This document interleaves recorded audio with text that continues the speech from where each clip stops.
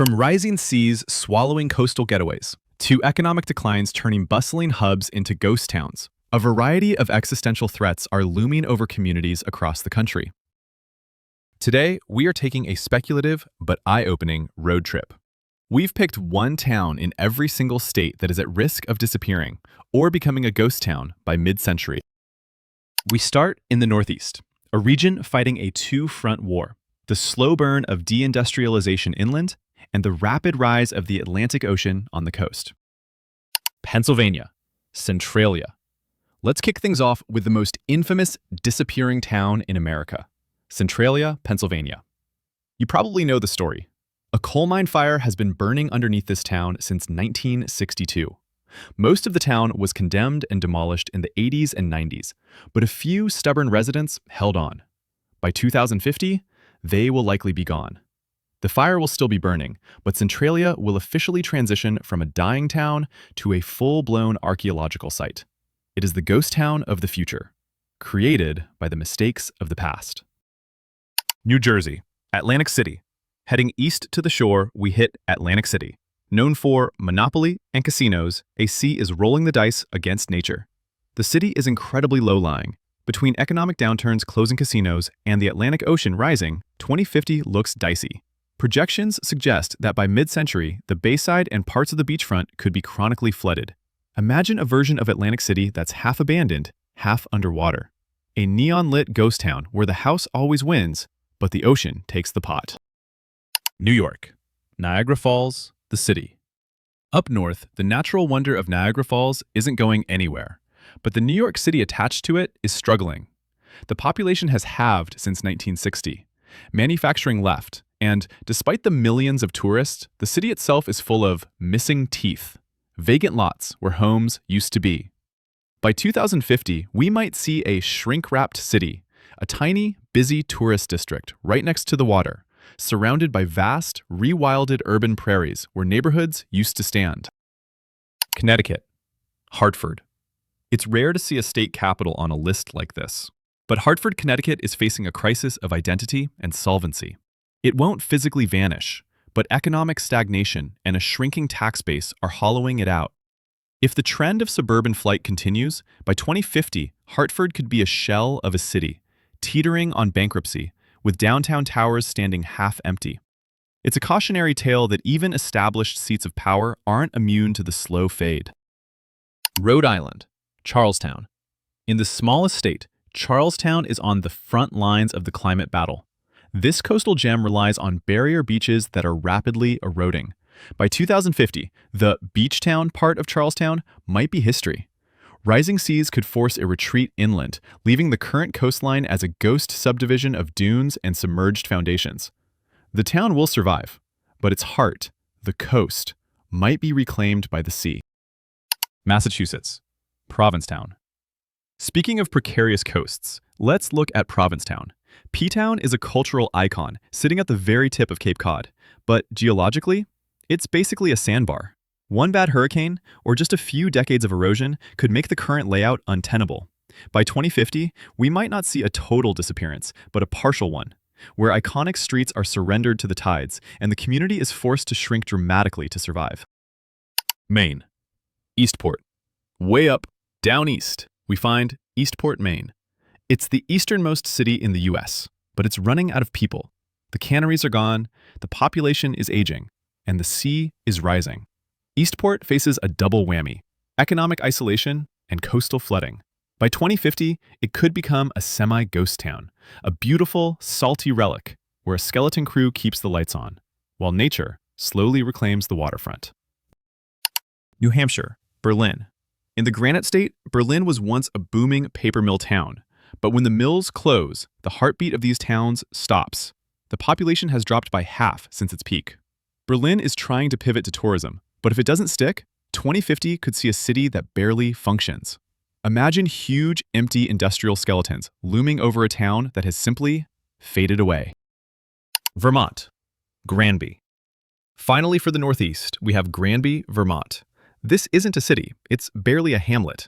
With a population hovering around 80 people, Granby is one bad decade away from zero. This is disappearance by attrition. No dramatic disaster, just the quiet reality of an aging population in the deep woods. By 2050, Granby might just be a name on a map and a few hunting cabins, with no permanent residents left to call it home. Now let's head south. Here, the heat is rising, the storms are getting stronger, and in some places, the ground itself is literally disappearing beneath people's feet. Virginia. Tangier Island. There is perhaps no place more endangered than Tangier Island, Virginia. Sitting in the middle of the Chesapeake Bay, it has lost 2/3 of its land since 1850. This is not a drill. The Army Corps of Engineers predicts it could be uninhabitable within decades. By 2050, Tangier likely won't be a town. It will be an archipelago of marshland. The unique culture and dialect of its people will be forced to the mainland, leaving the island to the birds. Maryland. Smith Island. Just north of Tangier is Smith Island, Maryland. Same story, different state. It's Maryland's last inhabited offshore island, but the marsh is eroding into open water. With rising tides and a dwindling population, Smith Island is on the brink. By 2050, the logistics of keeping it livable, ferrying in supplies, fighting floods, might just become too much. It's a tragic potential end for a centuries-old waterman community. Delaware. Bowers Beach. On the mainland coast, Bowers Beach sits right on the Delaware Bay. It's quiet, quaint, and incredibly low-lying. Residents here are used to wet boots, but 2050 projections are different. Frequent inundation could turn Bowers Beach into a place you visit by boat, not by car. Without massive intervention, this could be a town that slowly retreats until there's nowhere left to go. West Virginia. Welch. Moving inland to Appalachia, we find Welch. Once the heart of the coal bin, Welch is now fighting for survival. The county has lost nearly 80% of its peak population. As coal vanishes, so does the town. By 2050, Welch could be a near-empty grid of historic buildings. It's a heartbreaking example of a single industry town that might not survive the end of that industry. Kentucky. Lynch. A similar fate looms for Lynch, Kentucky. It was once the largest coal camp in the world. Now, it's home to just a few hundred people, a 93% drop. Unless heritage tourism saves it, Lynch in 2050 could be a true ghost town, a pristine, empty relic of the 20th century, tucked away in the mountains, with no one left to tell its stories. North Carolina. Rodanthe. Back to the coast, and things are getting dramatic in Rodanthe, North Carolina. You've probably seen the news footage of homes literally falling into the Atlantic here. The Outer Banks are shifting sands, and Rodanthe is in the crosshairs. By 2050, maintaining the highway and the homes here might be impossible. Rodanthe could become a modern Atlantis, a village surrendered to the surf. South Carolina. Allendale. In Allendale, South Carolina, the threat isn't the ocean, it's the economy. This is one of the fastest shrinking towns in the state. Young people leave for the cities and don't come back. By 2050, Allendale could dwindle to a crossroads with a few hundred people. It's the slow, quiet disappearance of the rural South, where community services collapse because there's simply no one left to tax. Georgia. Tybee Island. Tybee Island is a beloved getaway for Savannah locals, but the ocean is knocking at the door. King tides are already swamping roads on sunny days. By 2050, the livable part of Tybee might be much smaller. We're talking about a future where island life becomes impractical for year-round residents, leaving behind a flood-prone ghost resort that only wakes up for low tide. Florida. Miami Beach. And then, there's the big one. Miami Beach. Famous, wealthy, and barely above sea level. Sure, they have the money to build pumps and raise roads, but nature is relentless. By 2050, with seas 1 to 2 feet higher, the battle to keep Miami Beach dry will be a war. We might see iconic neighborhoods abandoned to the salt, creating a Venice of America that is more of a disaster zone than a vacation spot. Alabama, Dauphin Island. Moving along the Gulf Coast, Dauphin Island is literally washing away. Hurricanes eat chunks of the shoreline every few years. It's a beautiful place, but its days are numbered. By 2050, rising seas and stronger storms could turn Dauphin Island into a series of sandbars, forcing the community to retreat to the mainland for good. Mississippi. Greenville. Up the river in the Delta, Greenville was once a cotton capital. Today, it's facing a steep population decline and chronic poverty. Add in the increasing risk of river flooding, and Greenville's future looks tough. By 2050, we could see vast sections of the city returning to nature, leaving a much smaller, quieter community behind in the footprint of a once major port. Tennessee. Memphis. Now, this might be controversial. Memphis, Tennessee. It's a cultural giant, but it has been bleeding population in its core while facing severe infrastructure challenges. We aren't saying Memphis will vanish, but it could radically contract. Think of it like Detroit in the 2000s. By 2050, large swaths of Memphis could be abandoned urban prairie, with the population clustered in a much smaller area. It's a city that might have to shrink to survive. Arkansas, Pine Bluff. Pine Bluff is already seeing that contraction. Once a thriving industrial hub, it has lost industries and people at an alarming rate. By 2050, Pine Bluff could be the textbook definition of urban decay, a shell of a city where boarded-up homes outnumber the occupied ones. Without a massive economic turnaround, it risks becoming a ghost city in all but name. Louisiana. Ile de Jean Charles. If you want to see a place that is disappearing now, look at Ile de Jean Charles. It has lost 98% of its land to erosion and sinking since the 1950s. The residents here are some of America's first climate refugees. A federal grant is already moving them to the mainland. By 2050, the Ile de Jean Charles will likely be gone completely, swallowed by the Gulf of Mexico. It is not a maybe. It is happening. Texas. Port Arthur. Port Arthur, Texas sits in the shadow of massive refineries and in the path of massive hurricanes. Harvey, Ike, Rita, they've all battered this town. If the world pivots away from oil and the storms keep getting stronger, Port Arthur faces an existential crisis. By 2050, we might see a mass exodus, leaving behind a waterlogged ghost town surrounded by the rusting infrastructure of the oil age. Oklahoma. Pitcher.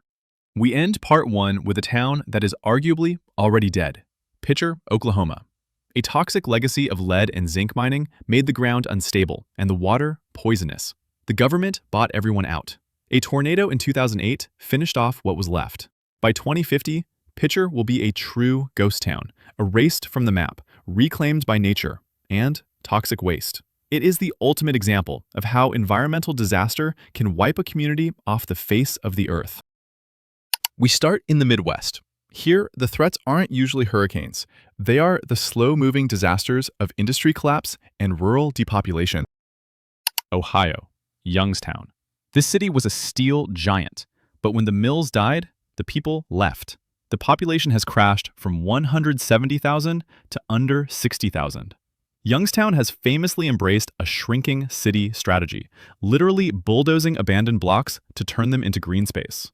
By 2050, Youngstown might not look like a city at all, but rather a collection of small, disconnected hamlets separated by urban forests.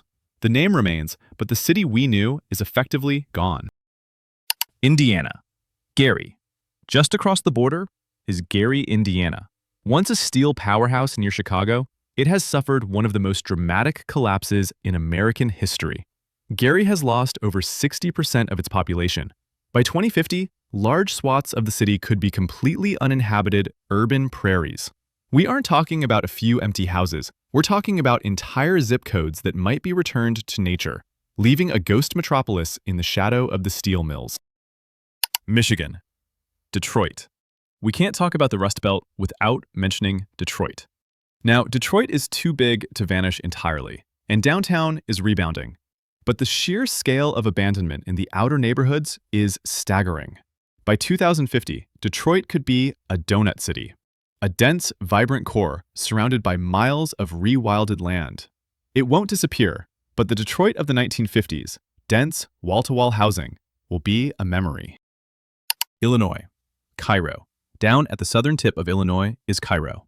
In the 1920s, this was a booming river port. Today, it's a tragedy. Racial tension and economic ruin have driven the population from 15,000 down to barely 2,000. Cairo is crumbling. Brick buildings are collapsing into the streets. By 2050, between the constant threat of river flooding and the total lack of jobs, Cairo could be entirely deserted. A historic river town swallowed by time and water. Missouri. St. Louis. Similarly, St. Louis has seen a massive population exodus, dropping from 850,000 to 300,000. Like Detroit, St. Louis won't vanish, but huge chunks of the city's north side might. By 2050, we could see a radical consolidation where the city government stops servicing empty areas, effectively erasing dozens of historic neighborhoods from the habitable map. Iowa. Keokuk. Up the river in Keokuk, Iowa, the story is a slow bleed. As river traffic changed and factories closed, this town has been quietly shrinking for decades. Keokuk risks becoming a museum town by 2050, a place with beautiful old architecture but very few people to live in it. It's the kind of place that fades away not with a bang, but with a for sale sign that no one answers. Wisconsin. Park Falls. In the North Woods of Wisconsin, Park Falls was a company town. That company was a paper mill. When the mill shut down recently, the town's heart stopped. Remote, cold, and jobless is a tough combination. By 2050, Park Falls could shrink to a village size, existing only as a supply stop for hunters and fishermen, while the residential community withers away. Minnesota. Appleton. In western Minnesota, Appleton bet its future on a private prison. When that prison closed in 2010, the town lost its economic engine. Without a major employer, small prairie towns like Appleton face a grim math. By 2050, it could be on the verge of unincorporating, becoming just another cluster of houses on the windswept plains. Kansas. Treese. Crossing into Kansas, we find a town that is already a ghost. Treese. Remember Pitcher, Oklahoma from Part 1? Treese is its twin across the state line. Contaminated by lead and zinc mining, the EPA helped buy out the residents. By 2050, Treese will be completely gone. Nature will have reclaimed the toxic ground, and the town will exist only in history books. Nebraska. Minowi. Minowi, Nebraska is famous for having a population of 1. Elsie Eiler is the mayor, librarian, and bartender. It's a charming story, but the ending is inevitable. By 2050, Elsie will be gone, and with her, the town's incorporation dies. Minowi will officially become a ghost town, a dusty tavern on a lonely road, a monument to the extreme depopulation of the Great Plains. South Dakota. Scenic. Scenic South Dakota lives up to its name, but not its status as a town. It was largely bought by a church group years ago, but remains mostly empty. By 2050, Scenic will likely remain just that, scenery. It will be a roadside curiosity near the Badlands, a place where people stop for a photo of what the West used to look like, but certainly not a living community. North Dakota. Williston. Williston, North Dakota is a wild card. It boomed thanks to fracking, doubling in size. But live by the oil, die by the oil. If the world hits net zero targets by 2050, demand for Williston's oil could crater. We could see a reverse boom. A mass exodus, leaving behind empty modern apartments and schools built for children who never stayed. It could become the ghost town of the 21st century energy bust. Now we cross the Rockies. In the West, the threats are elemental. It's not just about jobs. It's about water, fire, and heat. Montana. Coal strip. Coal strip Montana exists for one reason: coal. It has some of the largest coal plants in the West. But units are closing, and the writing is on the wall. By 2050, it is very likely the plant closes entirely. Without it, Colstrip has no reason to exist. It could become a modern industrial ghost town, wind whistling through the cooling towers of a bygone era. Wyoming. Gillette. The same fate threatens Gillette, the self-proclaimed energy capital of the nation. It relies heavily on coal and oil. Gillette is bigger than Colstrip, so it won't vanish overnight. But by 2050, we could see a city built for 30,000 shrinking to 10,000. Imagine whole subdivisions of nice suburban homes sitting empty because the jobs that paid for them simply don't exist anymore. Colorado. Genoa. On the eastern plains of Colorado, Genoa is fading. Once a highway stop, now bypassed and forgotten. The population is hovering around 100. As the aquifer dries up and farming becomes harder, Genoa faces extinction. By 2050, it will likely be just a cluster of abandoned buildings off I-70, a ghost town that travelers speed past at 75 miles per hour. New Mexico. Playas. Playas, New Mexico is the creepiest town on this list. It's already a ghost town, sort of. The mining residents left, and the government bought it to run anti-terror training drills. By 2050, Playas will likely still be empty of real residents. It will remain a simulation city, a stage set for disasters, permanently frozen in time, never to be a real community again. Utah. East Carbon. East Carbon, Utah is another casualty of the mining bust. Deep in the high desert, its population is aging and shrinking as the coal mines shutter. By 2050, East Carbon could disincorporate. It's a long way from the booming Wasatch Front. It risks becoming a dusty relic where the only thing moving is the tumbleweeds. Arizona. Quartzite. Quartzite is famous for attracting thousands of RV nomads in the winter. But in the summer, it is brutally hot. The threat here is water. Quartzite relies on groundwater that is being depleted. By 2050, combined with extreme heat waves that could make summer unlivable, Quartzite might lose its year-round population, becoming a seasonal ghost town that is totally empty for half the year. Nevada. Gabs. Nevada is full of ghost towns, and Gabs might be the next one. It's an old mining town with fewer than 200 people left. It is incredibly isolated. If the school closes or the one shop shuts down, that's it. By 2050, Gabs could join Rhyolite and Goldfield as just another ruin in the Great Basin Desert. Idaho. Aberdeen. Aberdeen, Idaho is a farming town facing a slow decline. Mechanization means farms need fewer workers. Young people are fleeing to Boise. By 2050, Aberdeen risks becoming a hollowed-out shell, a dormitory for a few farm managers surrounded by automated agriculture. Washington. Aberdeen. Speaking of Aberdeen, the one in Washington is also in trouble. Kurt Cobain's hometown has struggled since the timber industry crashed, but the new threat is the water. Aberdeen sits at sea level. With rising tides and increased river flooding, low-lying neighborhoods could become uninsurable and abandoned by 2050. It's a grim mix of economic depression and climate risk. Oregon. Detroit. Detroit, Oregon was almost wiped off the map by wildfire in 2020. They are trying to rebuild, but the risk remains extreme. As the West gets hotter and drier, fire towns like Detroit face a questionable future. By 2050, it might not be a town, but a seasonal campground, too risky for permanent homes, existing only as a recreation spot in the ashes of the past. California. Salton City. Salton City was a resort dream that turned into a nightmare. It sits on the Salton Sea, which is shrinking and turning toxic. As the water recedes, it exposes toxic dust that causes asthma and respiratory issues. By 2050, the Salton Sea might be a dry, poisonous bowl.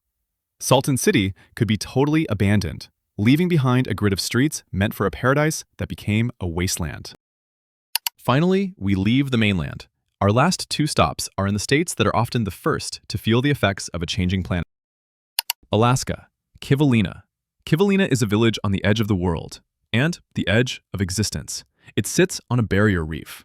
Sea ice used to protect it from storms, but the ice is melting. Erosion is eating the village alive. Relocation plans are already underway.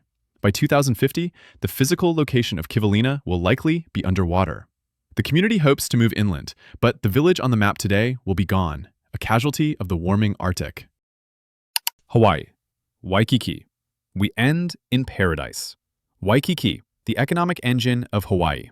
It's not a remote village, it's a metropolis, but it is dangerously low. Groundwater is pushing up from below, and the ocean is pushing in from the side. Studies suggest that by mid-century, drainage systems could fail, leading to chronic flooding. By 2050, without billions in engineering, parts of Waikiki could be functionally abandoned. We might see the ground floors of hotels surrendered to the sea, turning one of the world's top tourist destinations into a semi-submerged ghost district.